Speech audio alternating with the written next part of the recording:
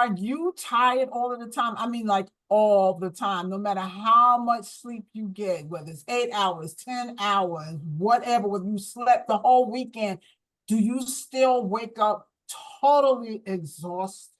Okay, then this episode is for you, because the tiredness I'm talking about isn't in your body, it's in your spirit. So this is what we're going to tackle today. This is why you're tired all the time, and it has nothing to do with sleep. Welcome to the 7 Exits podcast. I am Stephanie Singleton, and I am here with the extraordinary Dr. Rosenna Bakari, our favorite empowerment psychologist. Dr. Bakari, how are you today?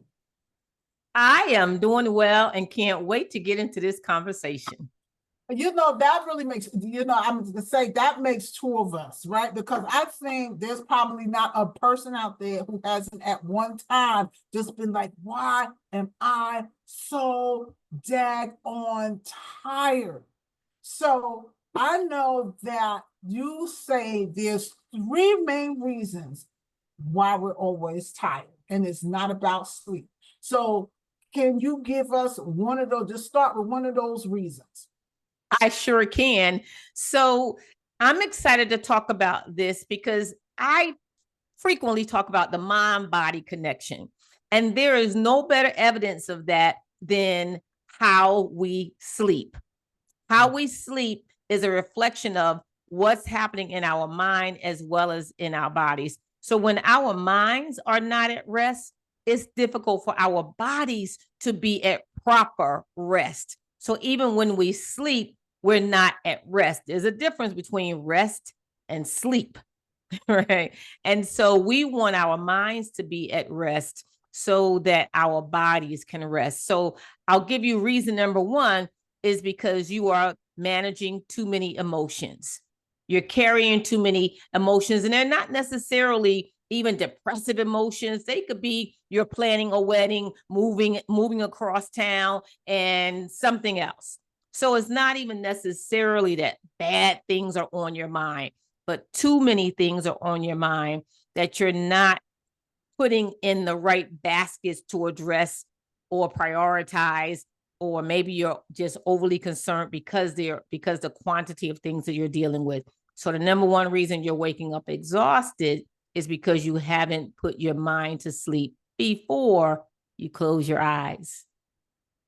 Okay, so then that begs the question, how do you put your mind to sleep, right? Because a lot of us are like, man, I wish like my brain just had an off switch that I could just click and then I could just be at peace. So how do you put your mind to sleep?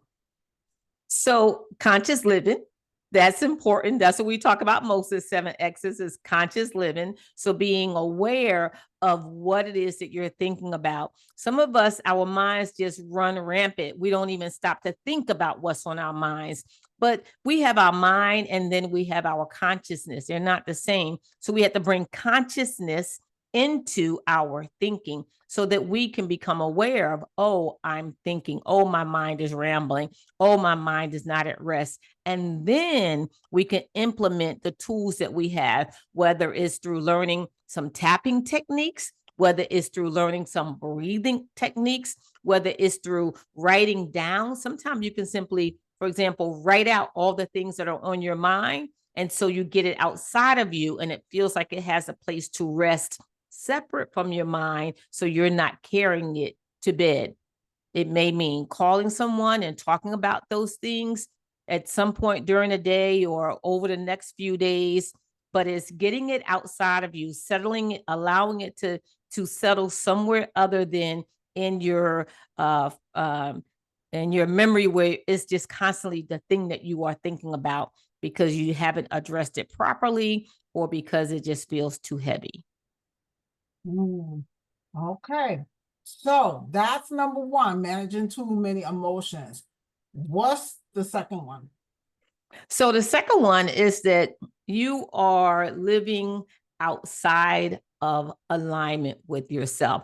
That again weighs heavy on your mind. When you are going through the day performing activities that do not align with your core, whether it's at work, in your friendships, in your marital situation. When you are out of alignment, it's difficult for your body to follow your mind in the way that produces rest for you. So you're living out of alignment. Okay, and there's a lot of us doing that, right? Because we're just trying to push through, we're trying to make something work, right? Hoping for a better outcome or thinking we can change, right? Whatever or whoever, right? That is. So yeah, that's some examples of definitely living out of alignment. Are there people out there who don't even realize that they're living out of alignment? Absolutely. I think, like you said, the problem becomes that we feel obligated or we feel like we should, especially when we are trying to manage relationships with our, let's say, our children. We may be constantly chasing our children and they aren't behaving in the way that we thought we raised them to behave. We don't even realize that we're out of alignment because we're trying to make something happen. If we're on the job and we have a title that goes with that job, we're trying to make something happen. Like sometimes we take on these roles and responsibilities that either have been given to us or however it is that we've gotten them. And we're so busy trying to make something happen that we confuse our intention with our core goals. And they're not the same. They're not the same. And so we have to check and make sure that this thing that I'm fighting for, how is it keeping me in alignment or taking me out of alignment? And I know because people start to feel like, but my goal is for my child to be safe. That is a desire, but if that becomes your life goal and you don't consider all the things that are happening inside of you, where you are losing yourself, you're not caring for yourself, you're not eating, you're compromising your work, you're compromising your relationship with your spouse. So you're compromising everything because you can only think about completing this one thing. Then you are out of balance. You're out of alignment. There is not this one thing that you must do on this earth and only this one thing. And when we start obsessing about or putting excessive attention on the one thing at the risk of everything else falling apart, then we are out of alignment.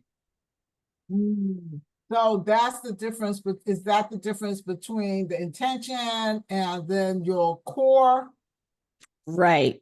What is your core? Because what's happening with me at my core, to some degree, has to be separate from all the other things that I am believing I'm supposed to do or accomplish in this lifetime, right? What is my peace? At the core, peace is important. At the core, authenticity is important. At the core, self-worth, self-value is important. And when we start compromising those things, trying to make something happen, then we're going to be out of alignment. And when we're out of alignment, a cue that we are out of alignment, one of the first cues is that our sleep or our sense of rest becomes compromised. We start feeling physically tired because our minds don't stop. So we are physically tired. That is one of the first cues that you may be out of alignment. Wow. And along with that, is it also lack of sleep as well? Not being able to just fully rest or relax at all? Right. So again, even if we get the sleep, we're not getting the rest. They're not the same. So people think they just need to go to bed earlier, right? But they still wake up exhausted. Or they, like you said, when you opened up, you may sleep all weekend. On Monday, you're still tired. It's not sleep you need, it's rest, mental rest, emotional rest, spiritual rest, authentic rest. It's rest that you need, not sleep. So what is the third one? I want to really hear this one. What is, yeah, what is the third one? So really the third one is maybe a combination of the first two, and that's being overly responsible. Overly responsible. Of course, we have obligation to the people around us. Of course, we have responsibility at our according to our work titles and roles and the commitments that we have made. And then there's a point where we have overextended our sense of responsibility, that we now believe that if this one thing fails, it means that we are a failure. So we start defining ourselves in terms of failure that's connected to this thing that I desire so much. And so now it's an over responsibility because I have lost my identity in this thing. So now, again, I'm back to, if my identity gets lost in a task or responsibility, I am out of alignment. When I am out of alignment, I cannot mentally rest. I cannot mentally rest. And so my body begins to feel tired, exhausted. Wow, wow. Because a lot of us say, well, we do, well, we do have these responsibilities, right? Whether, whether it's a parent, whether it's responsibility at work, responsibilities if we're primary caregivers, for sick parents or whatever it is, right? So then how did you detach from that, right? So when we don't make it an identity, then we can have a fair amount of attachment. As soon as we start making it an identity that this is who I am versus this is what I do, then we start compromising our alignment. As soon as we start believing that the success of this means I am something, or the failure of this means I am something, versus what I do and something that I accomplish or don't accomplish, but it does not define me. But when we allow ourselves to be defined, then, we've drank the Kool-Aid, right?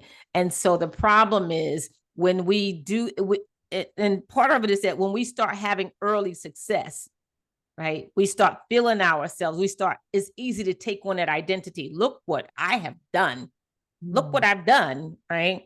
The problem is that when we take that on, then when things don't go well, then the other half of that, the coin flips, right? It's like, oh, so now my self-esteem is low. Now I am a failure. Not some failure has occurred on my watch, but I myself am a failure. So the trick is, I've heard some other persons say years ago, don't pick it up, don't put it down. If you don't take on this grandiose identity just because things are going well for you, then when things are not going well for you, it's not such a chore to put it down. But as soon as you pick up this grandiose identity that this, look at me, look at how great I am, I did these things, then when things are not going well for you, you will find yourself greatly out of alignment. The truth is, even when in your grandiose state, you are out of alignment, but it's hard to notice that. That reminds me of something you said about our body rests at night, but if our identity is at war all day, no amount of sleep can restore us. Absolutely. Absolutely. So sleep comes because our mind goes into a relaxed state. And if we close our eyes and pretend to be asleep, what really is kind of what we're doing. We're sleeping, but we're not resting because our mind is still at war. And that's why things show up in your dreams, right? When you're in a stressful state, anybody could probably identify with the dreams are not nearly as good when you are in the stressful state, because it's your cue. You are out of alignment. So that our spirit or whatever we want to call it is always striving to get back into alignment. Always. Right. That's always the goal. That's where our peace lies. That is where our peace lies. But oftentimes what we find when we are struggling, because we don't have something we want or desire, whether it's a relationship, whether it's completing tasks at work, whether it's our children getting into the right college, when we're not getting what it is that we want, then we are focused on that task instead of focusing on who we are and how we're showing up and how we exist in these spaces. When we keep the focus on us and how we show up, we are much, much more likely to remain in alignment. Mm-hmm.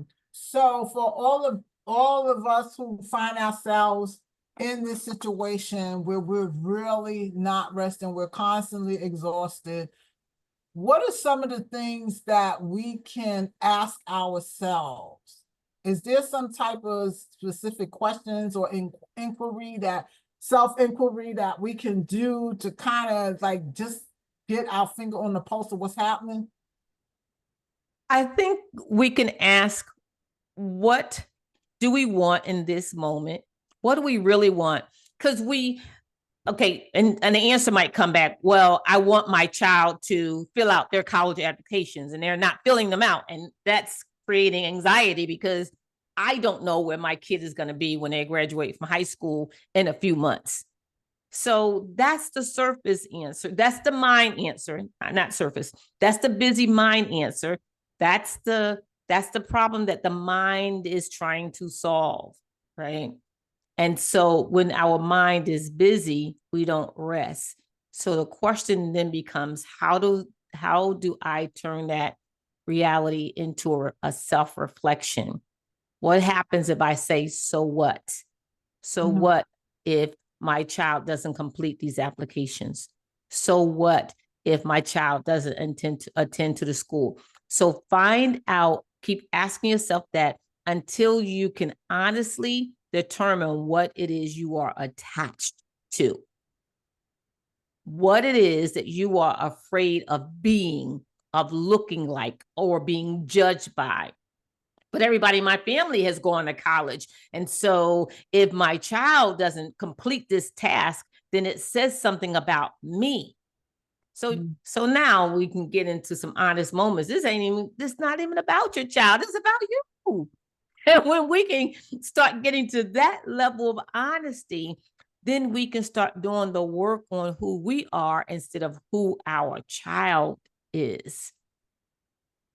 That's how we let loose on our attachments and our identities. We have to do the searching until we understand what is it internally that we are afraid of being, doing, or looking like.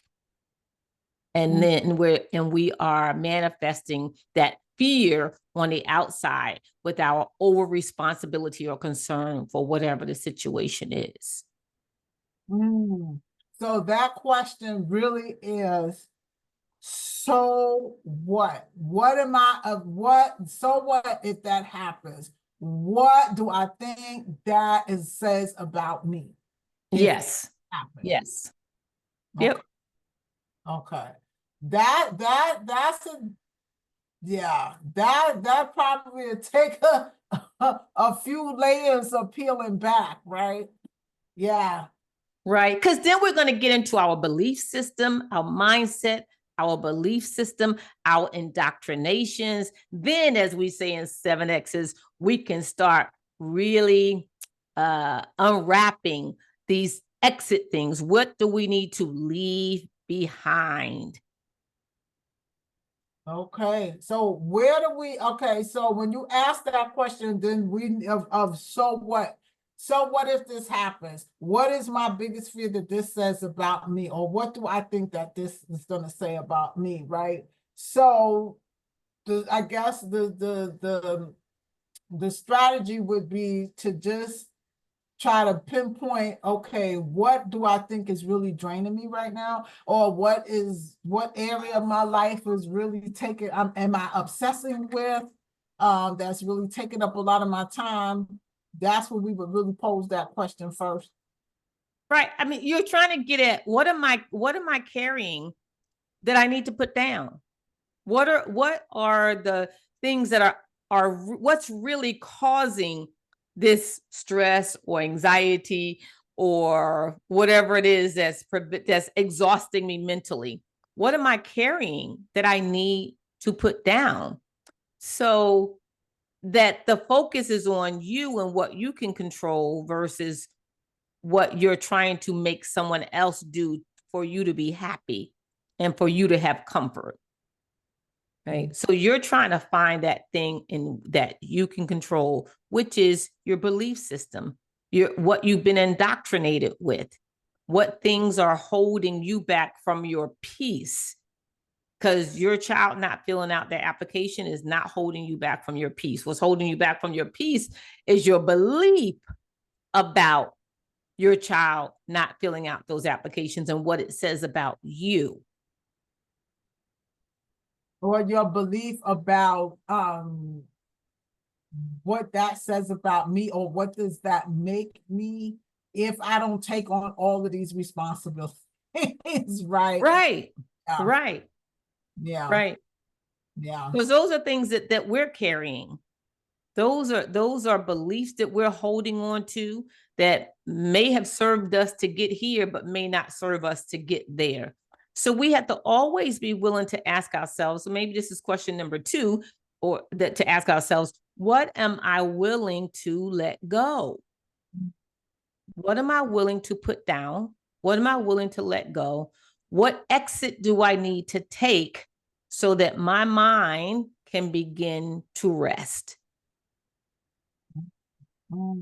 Oh, this is, yeah, I can, this is going to be helpful for a lot of people to really just really think about, contemplate, write about, ask those questions. Like, don't just listen to the podcast, like actually ask these questions, and write it down. I just would just speak from my own experience with just writing things down. Like, I can think about things in my head, right? Like, we can all really stay in our head, right? But there's something about when I really write things down, it's like after a while, there's a flow that just starts to happen. And I start writing things that I didn't even know was going on, that was really going on inside of me. Yes. So that really gives a lot of, so people don't just, really just do, even if you would just set a timer and just take 5 minutes, just really do it. It can make a real difference. The other part of that is that you also on your website have something called a 3-day reset. So you want to talk about that a little bit? Yeah. So the 3-day reset is, let me back up before we even talk about that. So thanks for mentioning it. So the work that I promote, I do put in the world is all based on 7 exits, right? And we've been talking about that for a while now. And so remembering that peace, the path to peace, so that we can rest, right? The path to peace is through departure, not arrival. And so as we're talking about why our mind doesn't rest and so our body can't rest, we're really talking about what do I need to leave? Because the fight is when we're trying to get somewhere. We're trying to get somewhere. We're trying to get this job done or get our child to do something or get some organization to think different. Get. But the path to peace is through departure, not arrival, right? And that's the whole 7 exits. So we give you 7 exits to depart from, right? So that's important. And so the work is in the book, and the book is the framework. The 3-day reset is a prequel to 7 exits because that's free. That's no cost to you. So you can download the 3-day reset Actually, I'm not sure if it's on the website yet. It will be soon though. Probably by the time this come out, hopefully it'll be on there. And so the 3-day reset is a prequel to the 7X's, because that 7X's won't be out for another couple of months. But you can get the 3-day reset and work through some of that to get us kind of thinking about, what is my willingness to depart? What is my willingness to depart? Mm-hmm. Yeah, and that's a whole other podcast, right? What's your willingness to depart, right? Because some of us really do stay too long at the fair. Okay. So, and departing is, that can be a real anxiety producing thing, because we all have our preconceptions about not only what does that mean to leave, right? Because for some people it said, well, if I leave, then, it's indication of failure. But it's also not what it means to leave, but then how is that going to look, right? All these things about how we think it's supposed to look. But it's easier in the end if you trust the process. It's easier because departing is in our wheelhouse. We can let something go that's heavy. We can let it go. Once we realize what that thing is, we can let it go. We can put it down. Letting go is always within our control. But the arrival, trying to get somewhere, is we end up in such a state of resistance and fighting and pushing through and all this other stuff, trying to get somewhere while we're carrying this heavy load. Letting go allows us to go more freely. It allows us to travel peacefully. So if we trust the process, the departure is easier than the arrival. Well, thank you, Dr. Bakari. Everybody, please, hit that like button, that thumbs up, and share this episode, because I think we probably all know somebody who is just always exhausted, just totally exhausted. So please share this episode with them. Go on the website, Dr. Bakari, give your website so people can get that 3-day reset and some more information about you and about 7 Exits and the rest of the work that you do. Yes, 2 websites. So you'll get what you need from these 2 websites. One is my name, RosennaBakari.com. And I feel certain that the 3-day reset is available there. RosennaBakari.com. And the other is 7 Exits, the word written out, 7exits.com. And you can pre-order the book. It's so much better if you pre-order. You'll get an autographed copy as well as updates. So visit those 2 websites and prepare for your departure.